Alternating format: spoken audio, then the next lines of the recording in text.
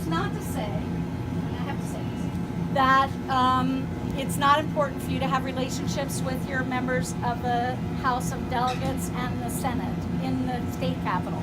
I was at a meeting on Monday night with 500 people in Don Byers' district down in Arlington, and people kept saying, well, you know, the feds are going to do this really awful stuff on sanctuary cities, and they're going to take away everybody's money. And I said, yeah, and that'll take 3 or 4 years, but 45 days in Richmond, and there's going to be a bill that says that no locality that enacts any kind of sanctuary policy that protects immigrants can get state funds. Yeah. And that's going to happen in the next 45 days, by the end of February.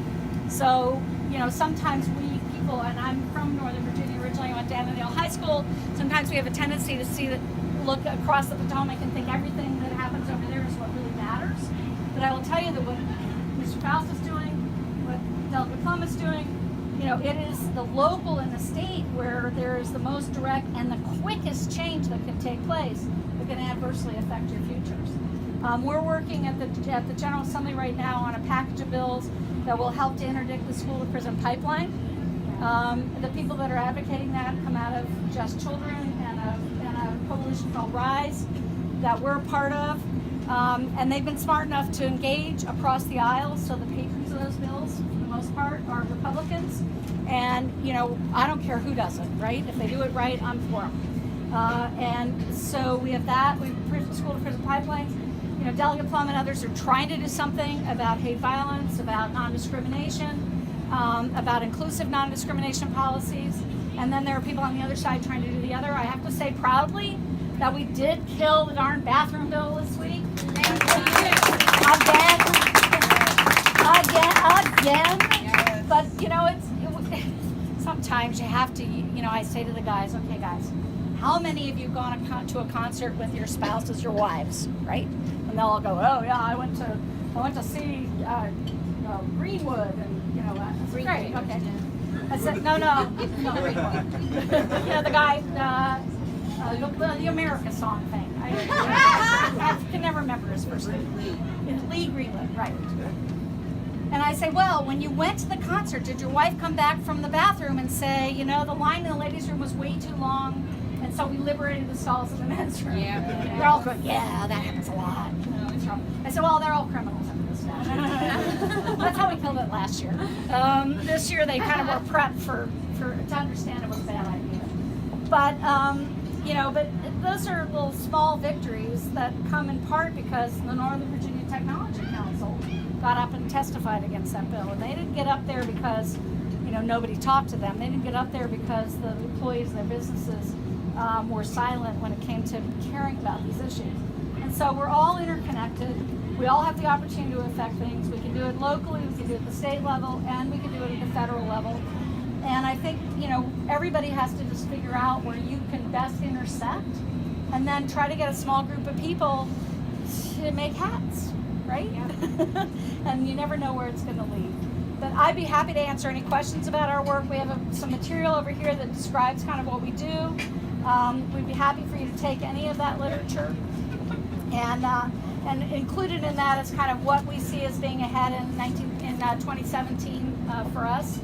But I mean, I think the interesting thing that we came to today, which I'll conclude with, is most people thought that this election would be, you know, sort of radically shift our priorities. And the fact is, it didn't shift our priorities at all. We have 7 priorities at the Virginia affiliate: criminal law reform and eradicating the racial bias in our system. It just got more important today. You know, it got more important for us to work proactively on that at the state and local level because it's clear nobody at the federal level is going to be working on it. In fact, they're going to be working against us. We obviously protecting abortion access is hugely important. That didn't get any less important, obviously. Freedom of speech, freedom of religion. I mean, the president's pretty much said he's all about trying to make sure that the only people who get to talk anymore are the ones who agree with him. Yeah. You know, that means that we're going to continue to have to do that. We're also in the middle of, you know, the difficult problem of balancing what is religious freedom from what is discrimination based on religion. Yep. And we know the difference at the ACLU, and we we know how to articulate it, but not everybody does. We are very actively engaged in voting reform. I said to my staff this week, I'm not playing anymore on voting. You know, we've been talking about getting rid of the Jim Crow era, you know, ban on people who ever got convicted of felonies, et cetera, et cetera. We're not for that anymore. We are for the right to vote. Yeah. And we believe the Virginia Constitution should be amended to say if you are 18, you live here, you're a U.S. citizen, and you register to vote, you get to vote. Yeah. Nobody can take it away from you. It's not something that gets attached as a punishment to something. It just is what it is. And Senator Mamie Locke has introduced that potential constitutional amendment. It's going to be heard next Wednesday in subcommittee, and that's what we're going to advocate. I'm not playing anymore. Absentee voting. Whole bunch of proposals in to let 65-year-olds vote absentee or caregivers vote absentee. You know, we're done with that. If you are a voter and you want to vote absentee, you should have the right to vote absentee.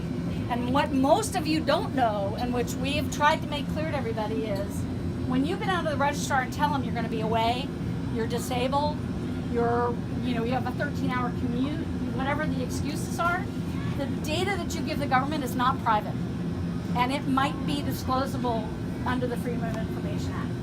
So me, I'd be out there looking for the right sub-4 zip, right? And I'd be looking for everybody who wasn't going to be home that day. You know, so your privacy is at risk when we do this stuff. So we've kind of moved death penalty. I don't care who it is. I don't care what they did. I don't care who they killed. We don't favor the death penalty. We don't, no nuance, no nothing. It just is what it is. And so, there are some things about which people can't agree. I often say, not everybody agrees with the ACLU on everything every day, but everybody agrees with us on some things some days. Yeah. And so I hope that you will be with us whether you're in the first group or the second group. Thank you. Take questions if you want. Yeah, just real quick, if anybody wants to donate to the ACLU, which is obviously what a lot of us came here for, we can accept cash, you can write checks, there's envelopes over here, we can set it up, and I am just a loud person with some friends at a bar who got a private room, and I like a party, and that's kind of how I ended up here. But Radhika is kind of like this revolutionary, very I look the part. elaborate typer. She types very well on Facebook and puts out these very robust arguments. So I just wanted to give her a second to just talk, and then So you guys can be done.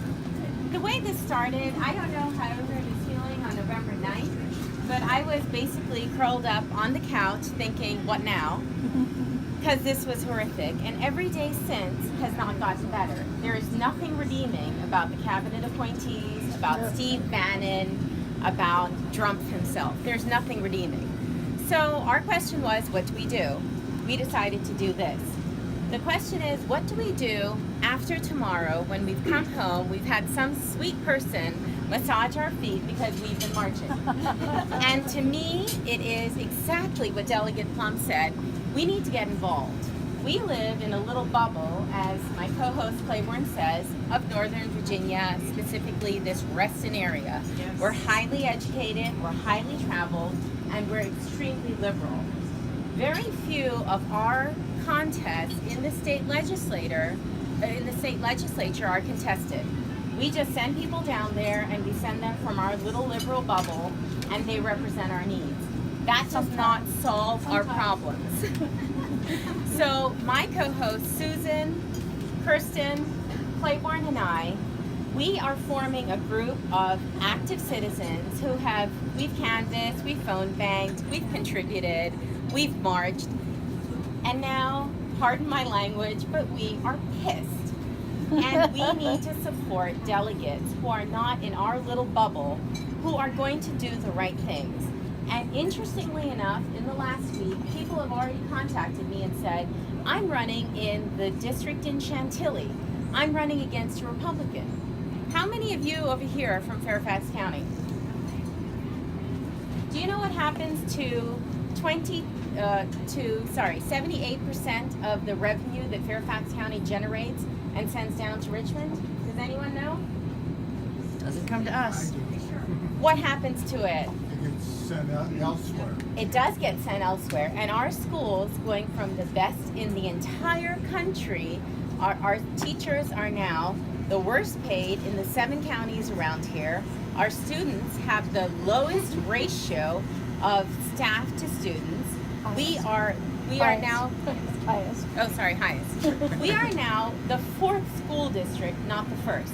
Because when we send our money, our liberal, elitist, college-educated money down to Richmond, they take it, and all the Republicans who aren't from Northern Virginia send it to all their counties who hate our college-educated liberal behind.